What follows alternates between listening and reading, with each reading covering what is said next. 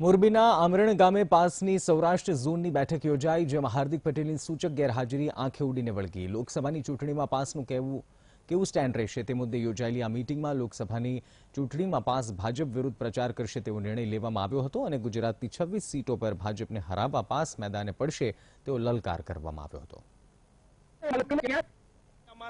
युवाओं शहीद थया छे, आजे पण अमारा युवाओं जेलमां छे, एटला माटे अमे भारतीय जनता पार्टीनी सामे लड़वाना छीए।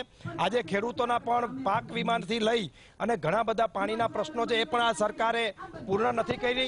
आ साथे साथे अमे मुख्य कार्यक्रमोनी जाहेरात करवा जई रह्या छे के आ सौराष्ट्र जोननी मीटिंग पछी उत्तर गुजरात, मध्य गुजरात, दक्षिण गुजरातनी पण मीटिंगो आवी ज रीते थवानी छे अने गुजरातमांथी 1000 युवाओं विस्तारक तरीके एक अठवाडियुं आवती 15/4 થી 21/4 सुधी पाटीदार समाज और अन्य समाजना गामोनी अंदर, शहरोनी अंदर, कस्बाओनी अंदर, सोसायटी अंदर जईने प्रचार करवाना छे भारतीय जनता पार्टी विरुद्ध।